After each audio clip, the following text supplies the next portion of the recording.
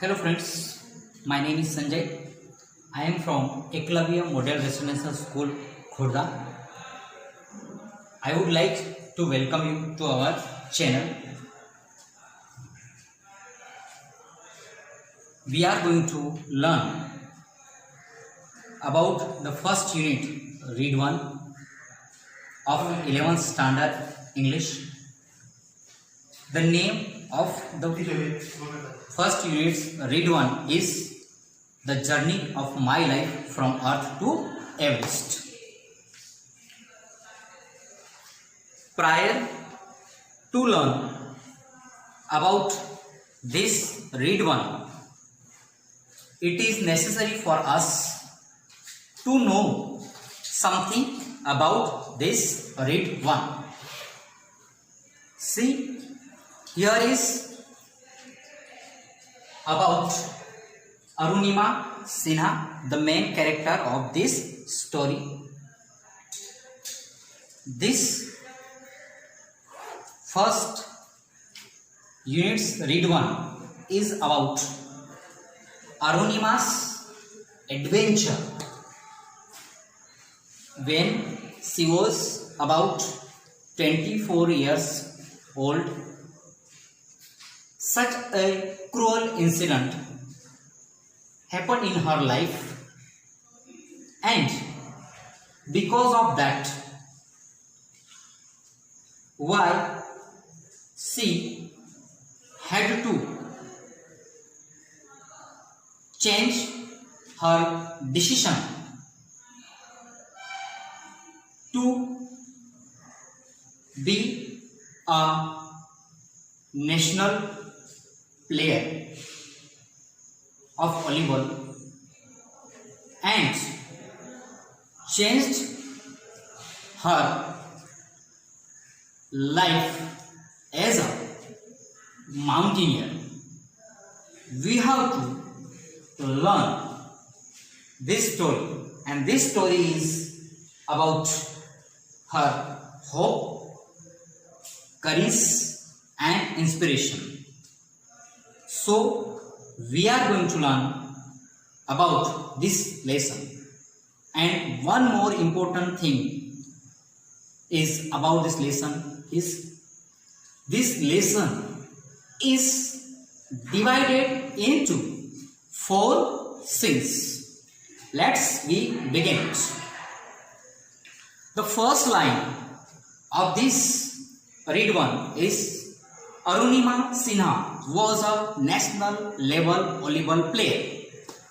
From the first line of this Read 1, we come to know that Arunima was not an ordinary young lady. She was a volleyball player. She was a national level volleyball player. From this line, we come to know that her spirit is about sportsmanship. In the second line, when she was traveling on a train, some thugs એટલે કે criminals or thieves tried to snatch નો અર્થ થાય છે મિત્રો ખેંચી લેવું her golden chain. જ્યારે તે ટ્રેનમાં પ્રવાસ કરી રહી હતી અથવા તો સફર કરી રહી હતી તે દરમિયાન કેટલાક ક્રિમિનલ્સ એના સામે આવ્યા અને શું કર્યું એમણે તેની જે ગોલ્ડન ચેન પહેરેલી હતી તે ગોલ્ડન ચેનને ખેંચવાનો પ્રયત્ન કર્યો. She fought back but was thrown out of the speeding train and lost her left leg. તે એમના સામે લડી પરંતુ તેને ચાલતી ટ્રેનમાં માંથી જે ઠગ લોકો હતા, ક્રિમિનલ્સ હતા, એમને ઉચકીને ફેંકી દીધી. અહીં મિત્રો વર્ડ છે થ્રોન આઉટ નો અર્થ થાય છે ફેંકી દેવું, અને સ્પીડિંગ ટ્રેન એટલે કે જે ઝડપથી પૂર ઝડપથી જે ટ્રેન ચાલી રહી હતી એમાંથી એને ફેંકી દેવામાં આવી. અને શું થયું? તો લોસ્ટ હર લેફ્ટ લેગ, જેના લીધે તેનો ડાબો પગ ગુમાવવો પડ્યો. This happened when she was 24. આ બનાવ ક્યારે બન્યો? જ્યારે અરુણિમા 24 વર્ષની હતી. However, this accident never affected her spirit. આમ હોવા છતાં આ બનાવે તેના સ્પિરિટને ક્યારેય પણ અસર કરી નહીં. At All India Medical Science Delhi, an artificial leg was fitted. પછી શું થયું કે all India medical science Delhi, આ જે છે આ ઓલ ઇન્ડિયા મેડિકલ સાયન્સ નામની જે કોલેજ છે, દવાખાનું છે, દિલ્હીમાં આવેલું છે. ત્યાં આર્ટિફિશિયલ લેગ, કૃત્રિમ પગ બેસાડવામાં આવ્યો. A year later, વર્ષ પછી, she was retrained as a mountaineer. અને એક વર્ષ પછી તેણે પર્વતારોહક તરીકેની ટ્રેનિંગ લીધી. And became the first female with an artificial leg to scale Mount Everest. To scale નો અર્થ થાય છે મિત્રો ચડવું, અર્થાત ટુ ક્લાઇમ્બ. અને તે આર્ટિફિશિયલ લેગ, કૃત્રિમ લેગ હોવા છતાં કૃત્રિમ લેગ સાથે ચડવાવાળી દુનિયાની માઉન્ટ એવરેસ્ટ પર ચડવાવાળી પ્રથમ સ્ત્રી બની. This is her unforgettable story of hope. Unforgettable નો અર્થ થાય છે અવિસ્મરણીય. તેની આ અવિસ્મરણીય આશા, હિંમત અને પ્રેરણાની એક વાર્તા છે. Let's read the 4 scenes of her life narrated in her own words. ચાલો તો મિત્રો આપણે આ 4 scenesને એના પોતાના શબ્દોમાં જે વર્ણન કર્યું છે તે આપણે જોઈએ. હવે આ જોયું આપણે, તે આના પરથી આપણને મેર અબાઉટ 3 પ્રશ્નો આપણને આ પેરેગ્રાફમાંથી નીકળી શકે મિત્રો, જે મેં અહીં લખેલા છે. પહેલો પ્રશ્ન છે વોટ વોઝ અરુણિમા, અથવા તો what was the identity of Arunima Sinha. તો અરુણિમા સિન્હાની ઓળખ એ હતી કે Arunima Sinha was a national level volleyball player. પહેલા પ્રશ્નનો જવાબ આપણા પાસે આવવા મળશે કે Arunima Sinha was A national level volleyball player. બીજો પ્રશ્ન આ રીતે નીકળી શકે મિત્રો, why did Arunima to fight with some persons in the train. ફરીથી પ્રશ્ન બોલું છું, why did Arunima to fight with some persons in the train. અરુણિમાને ટ્રેનમાં અમુક વ્યક્તિઓ સાથે લડવાની જરૂરત કેમ પડી? તો એનો જવાબ છે because some thugs tried to snatch her golden chain. Once again I repeat my answer કે અરુણિમાને ચાલુ ટ્રેનમાં ઠગ્સ લોકો સાથે લડવાની જરૂરત શા માટે પડી? તો તેનો જવાબ છે because some thugs tried to snatch her golden chain.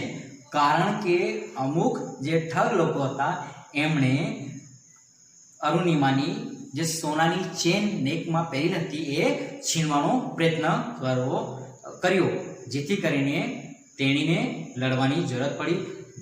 So that she had to fight against the thug. The third question is, what was special about Arunima's achievement. અરુણિમાની જે સ્પેશિયલ સિદ્ધિ છે તે શું છે અથવા તો એ વિશે શું છે, તો એની જે સિદ્ધિ છે એ કઈ સિદ્ધિ છે, તો એની સિદ્ધિ છે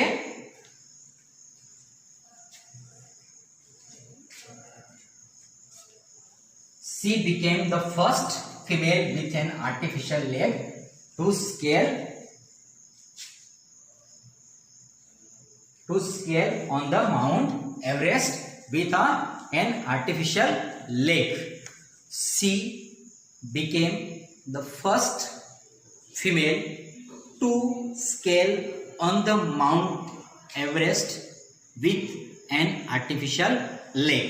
આ રીતે મિત્રો 3 પ્રશ્નો આ પહેલો જે પેરેગ્રાફ છે ઇન્ટ્રોડક્ટરી પેરેગ્રાફ તેમાંથી નીકળી શકે છે, જે તમે ધ્યાનથી સાંભળશો અને નોંધ કરશો. હવે આપણે આગલા સેશનમાં ફર્સ્ટ સીન જોઈશું મિત્રો. Thank you.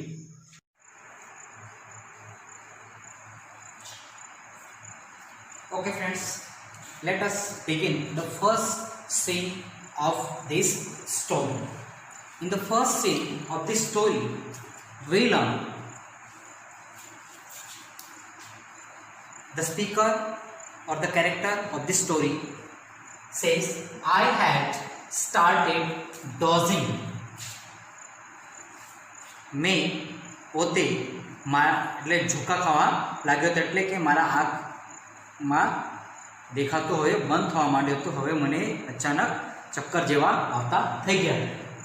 My eyes were closed but my mind was awake. મારી આંખો બંધ થઈ રહી હતી, પરંતુ માય માઇન્ડ વોઝ અવેક. મારું જે મન હતું તે તો જાગ્રત જ હતું. I remember someone saying that Bareilly would come after some time.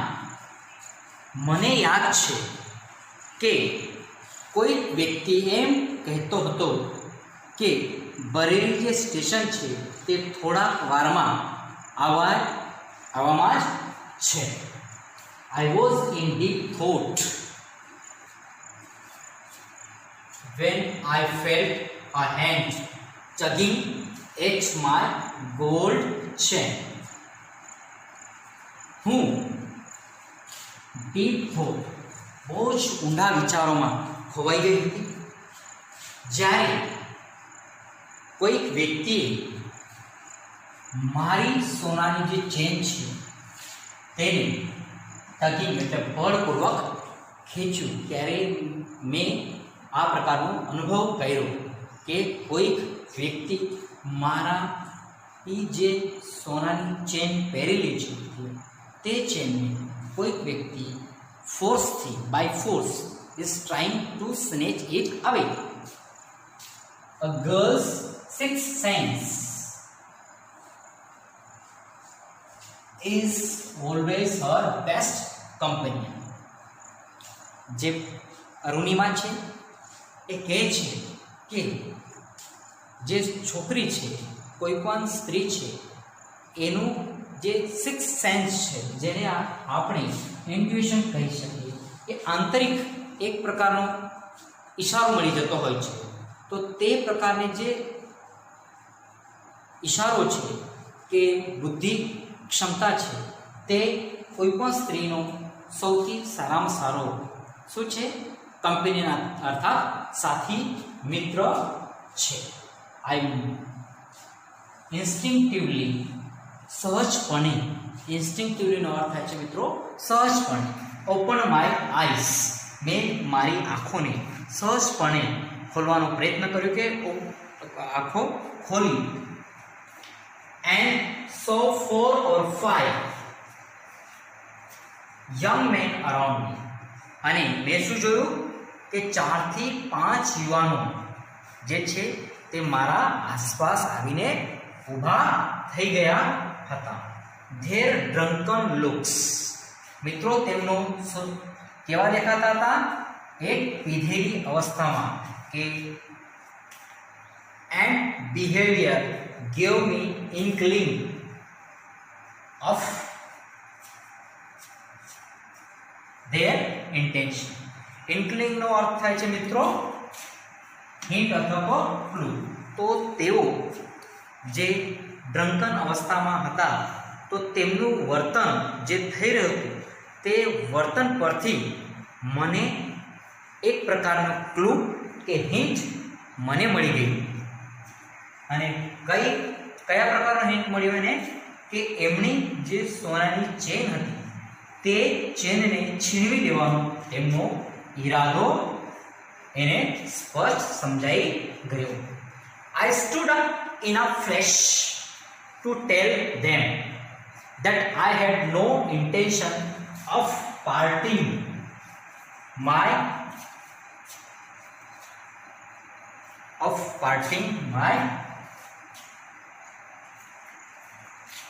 chain with my chain. હું તરત જ ક્ષણભરમાં ઊભી થઈ ગઈ અને કીધું કે મારો પણ એવો કોઈ ઈરાદો નથી કે હું મારી ચેન સોનાની ચેન તમને લઈ લેવા દઉં કે હું પોતે રહીને તમને આપી દઉં એવો મારો કોઈ ઈરાદો નથી. સો ધે કેમ ટુગેધર મી. તેથી તેઓ મારા નજદીક આવ્યા. Even though the compartment was full, none of my fellow passengers got up to even inquire what was happening. આખું કમ્પાર્ટમેન્ટ ફૂલ ભરેલું હતું, પરંતુ મારા સાથે જેટલા પણ પેસેન્જર બેસેલા હતા કોઈએ પણ ઉઠીને પૂછવાનો વિચાર નહીં કર્યો કે આ કમ્પાર્ટમેન્ટમાં શું થઈ રહ્યું હતું.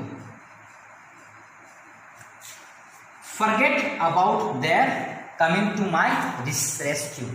અને તેઓ મને આવીને બચાવવાનું પણ ભૂલી ગયા હતા. I had no option but to take them on. મારા પાસે હવે કોઈ પણ પ્રકારનો ઓપ્શન નહીં હતો સિવાય કે એમના સામે લડવા સિવાય. સો I caught a youth who was trying to size me up by his collar and pushed him back. તો મેં શું કર્યું? તો મેં પણ એક જે 4 થી 5 યુવાનો હતા તેમાંના એકને મેં પકડ્યો. જે વ્યક્તિએ મને જોરથી પકડવાની કોશિશ કરી રહ્યો હતો તેને મેં એના કોલર પકડ્યો અને એને પુશ એટલે ધક્કો માર્યો, એને જોરથી ધક્કો માર્યો. આઈ કિક્ડ couple of others. મેં જે બીજા હતા 4 થી 5 માં તેમને પણ મેં 2-4 લાફા માર્યા. And exceptional battle had begun inside the train on the move. અને અહીં રાઇટર કહે છે એન એક્સેપ્શનલ એટલે કે અપવાદરૂપ, બેટલ એટલે કે ફાઇટિંગ, એક અપવાદરૂપ જેને કહી શકાય તે પ્રકારની ફાઇટિંગ આ રેલવેના કમ્પાર્ટમેન્ટમાં ચાલુ થઈ ગઈ. The wolves made another attempt to snatch my chain. The wolves, મિત્રો અહીં જે રાઇટર છે એને લખ્યો છે વર્ડ wolves.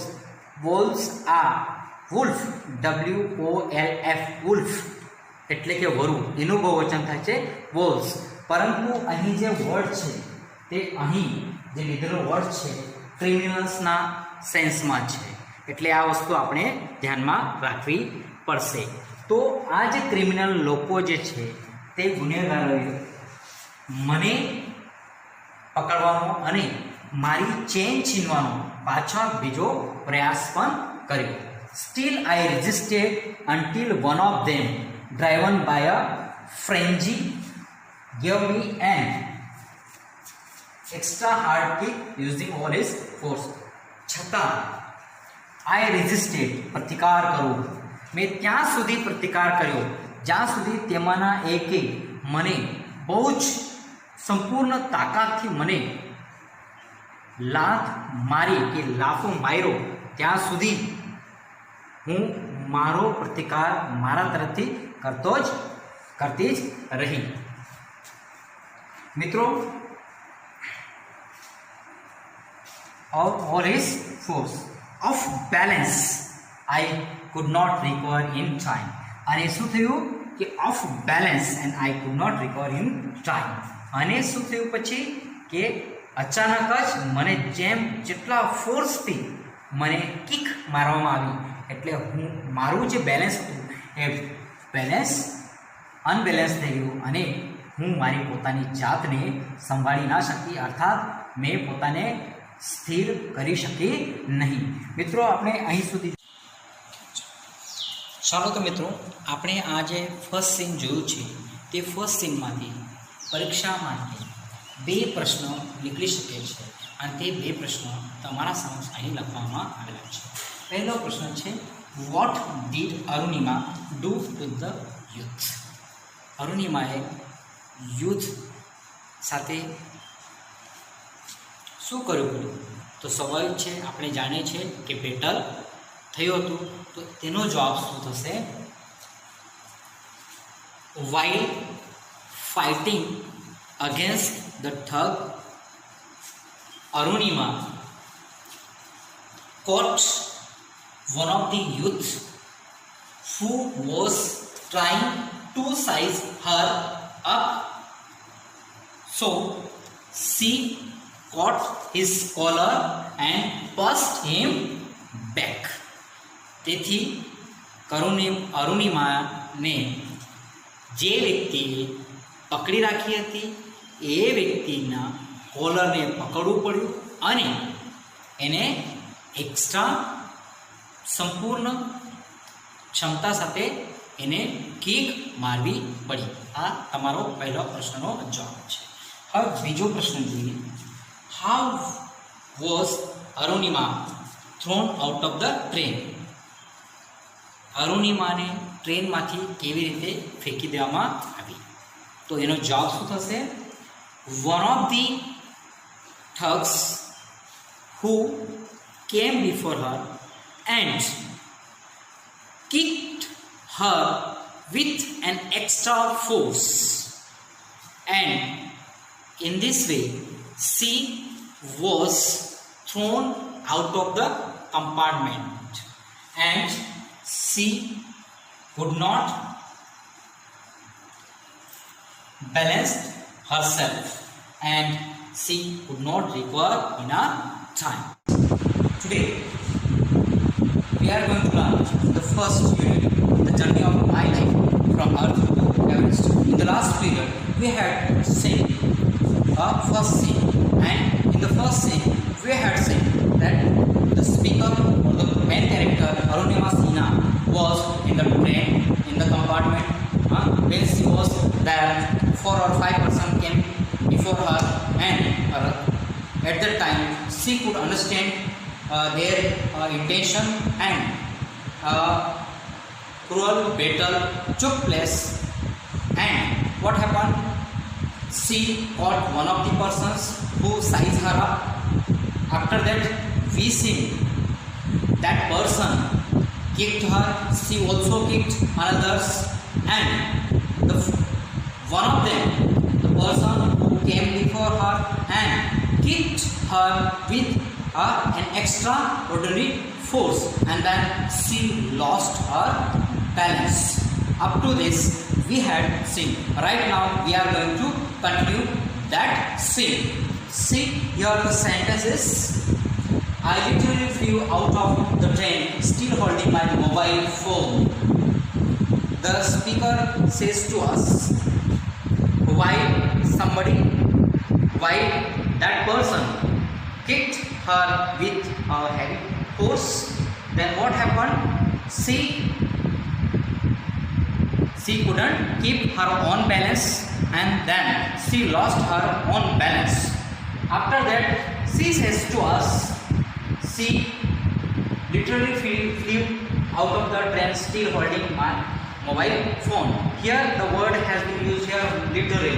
Literally નો અર્થ ડિક્શનરીના રીતે આ રીતે થાય છે જે મેં અહીં લખ્યું છે શાબ્દિક અર્થ અનુસાર.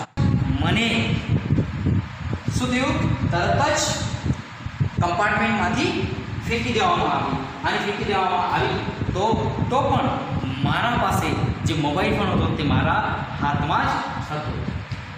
I was in midair when I flew right into another train moving on the next track.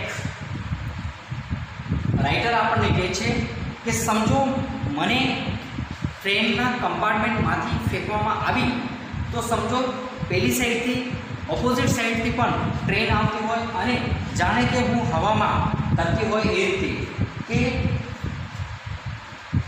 હું પોતે મારી બોડી આમ ટ્રેન જતી હોય આવતી હોય અને જે મને ફેંકવામાં આવી તો મારી બોડી જાણે કે હવામાં જ આમ ને તેમ ઝોકા ખાતી હોય આ રીતે થતું હતું.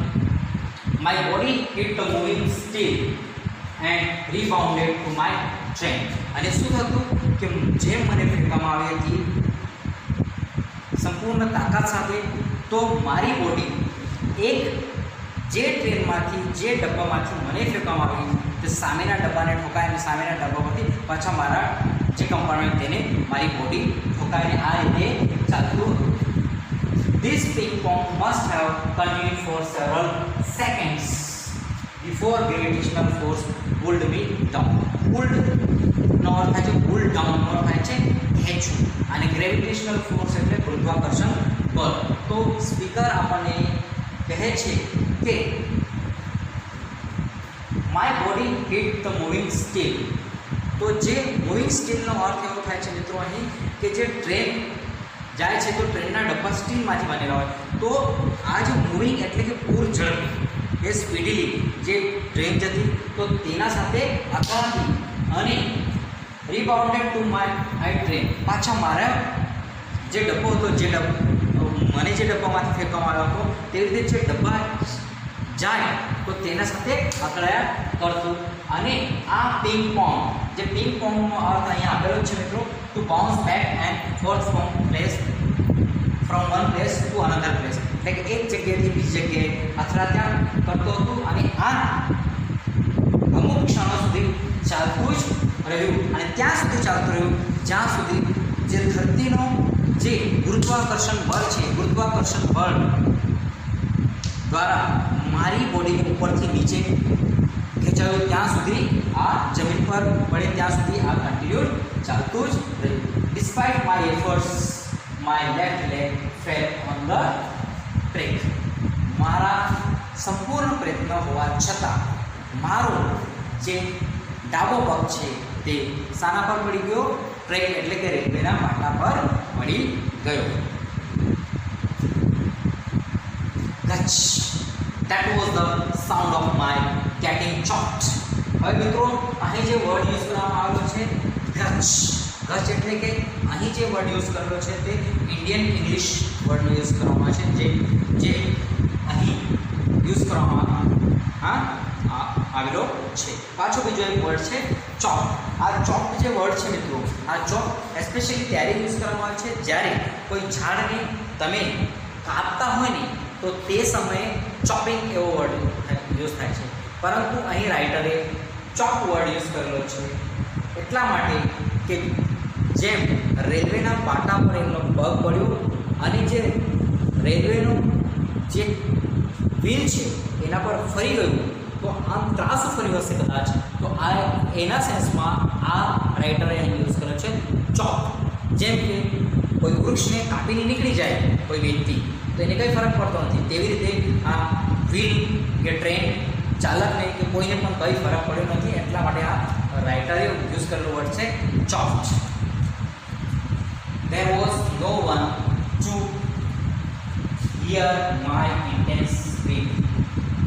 હવે રાઇટર એવું કહે છે કે ત્યાં કોઈ પણ વ્યક્તિ એવો નહીં હતો કે જે મારી જે ટ્રેજડી છે અથવા તો મારું જે રુદન છે અથવા તો મારી જે તકલીફ થાય છે અને તકલીફમાં હું જે બૂમ પાડું છું કે જે મારા દ્વારા બૂમ પાડવામાં આવી કે મને પ્લીઝ હેલ્પ મી, જે વર્ડ હશે તેને કોઈ પણ સાંભળવાવાળી વ્યક્તિ નહીં. આઈ લે મોશનલેસ ફોર અ વાઇલ. હું અમુક સમય સુધી મોશનલેસનો અર્થ થાય છે મિત્રો કે કોઈ પણ પ્રકારની મૂવિંગ અથવા તો કોઈ પણ પ્રકારનું હલનચલન કર્યા વગર. Watching the red light of the train until it dimmed and faded into darkness.